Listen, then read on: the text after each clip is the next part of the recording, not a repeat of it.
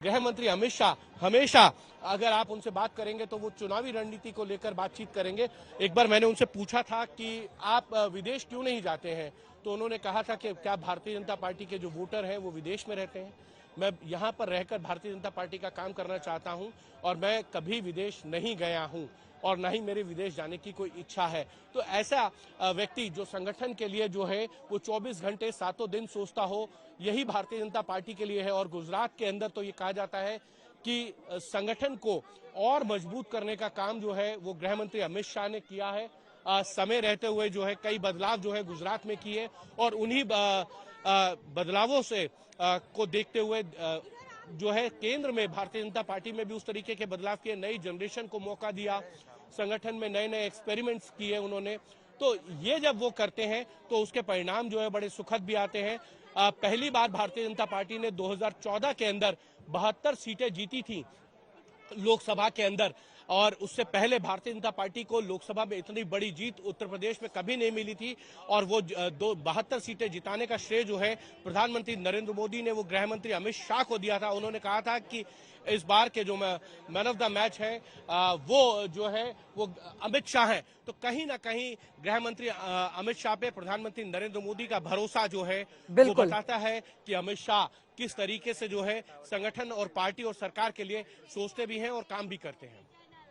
22 साल की उम्र में आपको बता दें कि भारतीय जनता पार्टी को ज्वाइन करते हैं अमित शाह। 35 साल की उम्र में 2002 में मंत्री बन जाते हैं।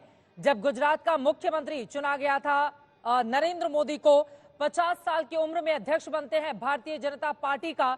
और अब तक का उनके सामने रिकॉर्ड है कि जितने भी चुनाव छोटे बड़े तकरीबन 29 चुनाव लड़े हैं अमित शाह ने, लेकिन आज तक एक भी चुनाव अमित शाह हारे नहीं है। ये भी दिलचस्प रिकॉर्ड उनके नाम है। और इसी वजह से हिमांशु, अब सभी के ज़हन में ये सवाल आएगा कि आखिर चाहे गृह मंत्री अमित शाह हो, नरेंद्र मोदी हो, नेताओं के भीतर आखिर ऐसा क्या है। चुनाव दर चुनाव होते हैं, वो चुनावी मैदान में जाते हैं, लेकिन इनको चुनने वाला जो चुनाव हो, देखिए देश के अलग अलग हिस्सों में भले ही उनको हार का सामना करना पड़ा हो विधानसभा के चुनाव में, लेकिन खुद अगर अमित शाह को चुनने का चुनाव हो, नरेंद्र मोदी को चुनने का चुनाव हो, विधानसभा हो, लोकल बॉडी हो, लोकसभा हो, आज तक एक भी चुनाव ये नहीं हारे हैं। वो कौन सी काबिलियत है जिसकी वजह से इतनी बड़ी लकीर इन नेताओं ने खींच कर रखी हुई है। हिमांशु, देखिए बिल्कुल कोई भी चुनाव जो है देश के गृह मंत्री नहीं हारे हैं, चाहे वो कोऑपरेटिव बैंक का चुनाव हो या अन्य कोई चुनाव हो।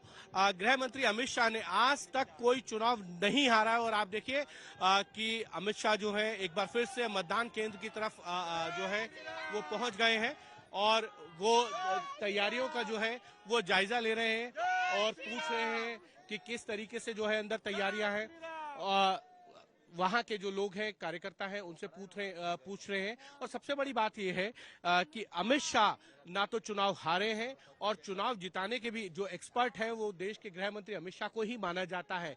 और जैसा मैंने आपको पहले भी बताया कि जहां भी वो चुनाव लड़े हो या लड़वाया हो, उन्होंने पार्टी को खड़ा किया। अगर आप देखेंगे तो त्रिपुरा में भारतीय जनता पार्टी के लिए यह बहुत मुश्किल था कि त्रिपुरा में वहां जाकर पार्टी को जिताना, क्योंकि संगठन की दृष्टि से वहां पे त्रिपुरा में भारतीय जनता पार्टी के लिए कोई बहुत बड़ा वहां पे जमीन नहीं थी। और वहां जाके जमीन को तैयार करना और ऐसी जीत लेना कि माणिक सरकार की जो सरकार थी वहां पर 2.5 दशकों की, वहां पर लेफ्ट के किले को ढहाना और उसके बाद वहां पर सरकार बनाना और फिर 2018 में सरकार बनाना, 2023 में भी सरकार अगर बनी है तो उसमें बहुत बड़ा श्रेय जो है वो गृह मंत्री अमित शाह का है। तो अमित शाह वो कहते हैं कि अगर संगठन को ठीक ढंग से दुरुस्त किया जाए, उसको लेकर काम किया जाए और कार्यकर्ताओं की बात को सुना जाए तो फिर आपके लिए बहुत आसान हो जाता है काम करना। और चुनाव अगर आते हैं, अगर आप कार्यकर्ताओं की बातों को, फीडबैक को ठीक ढंग से लेते हैं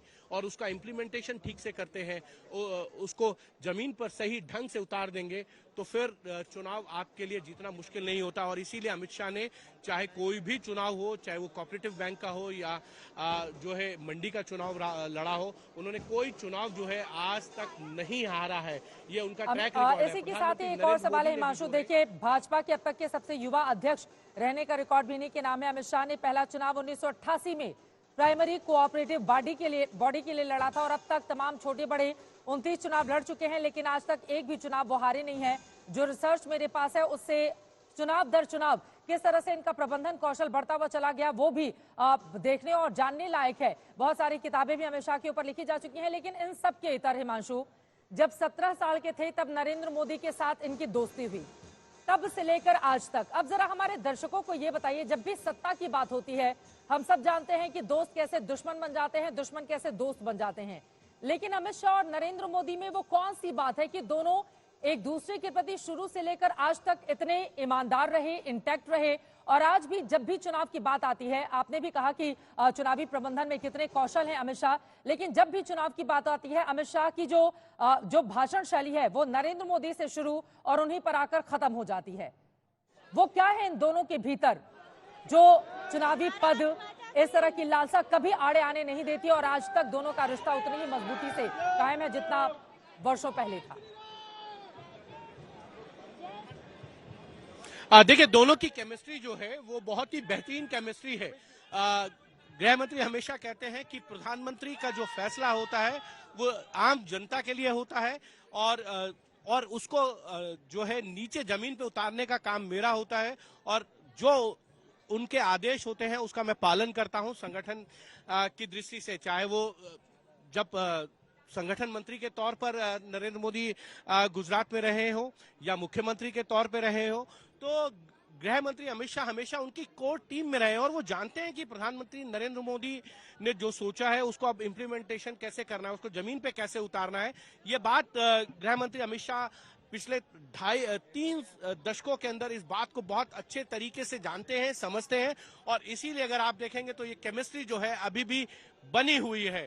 और इसी केमिस्ट्री के दम पर जो है वो भारतीय जनता पार्टी दावा भी करती है कि तीसरी बार जो है भारतीय जनता पार्टी की पूर्ण बहुमत के साथ सरकार बनेगी, क्योंकि प्रधानमंत्री नरेंद्र मोदी को इस बात का हमेशा मालूम रहता है कि सरकार के जो गरीब कल्याण कार्य हैं उसको फैसले लेने का काम उनका है, जमीन पे उनको उतारने के लिए जो रणनीति चाहिए, जो कार्यकर्ता या मैकेनिज्म बनाना है, वो मैकेनिज्म जो है वो अमित शाह बनाते हैं। उसको कैसे उतारना है, किसको कहाँ कौन सी जिम्मेदारी देनी है, कब किसको क्या कहना है, ये सब कुछ जो है वो देश के गृह मंत्री अमित शाह देखते हैं, और इसीलिए ये केमिस्ट्री आज तक बनी हुई है। और इस केमिस्ट्री का कोई तोड़ जो है वो शायद अभी तक विपक्ष के हाथ में नहीं आया है। और आप देखेंगे 2002 का विधानसभा चुनाव हो, उस चुनाव में भी भारतीय जनता पार्टी ने बहुत बड़ी जीत दर्ज की थी। 2007 के चुनाव में, 2012 के विधानसभा चुनाव में, और उसके बाद अमित शाह जो है वो दिल्ली में थे, उनको पार्टी का महासचिव बनाया गया। उत्तर प्रदेश में उनको प्रभारी के तौर पर जिम्मेदारी दी गई और उन्होंने छोटी छोटी जातियों को जोड़ने का जो है समीकरण किया, जातीय समीकरणों को साधने की कोशिश की, और उसके परिणाम 2014 के लोकसभा चुनाव में देखने को मिले। चित्रा, जब भारतीय जनता पार्टी ने जो है 80 में से 72 सीटें जीती थी, और उससे पहले भारतीय जनता पार्टी ने जो है 1991 के चुनाव में जो है वो 52 सीटें जीती थी, तब अनडिवाइडेड जो है उत्तर प्रदेश था। लेकिन इस तरीके की जीत 2014 में जो मिली थी उसका सबसे बड़ा श्रेय प्रधानमंत्री नरेंद्र मोदी ने जो है वो देश के गृह मंत्री अमित शाह को दिया था।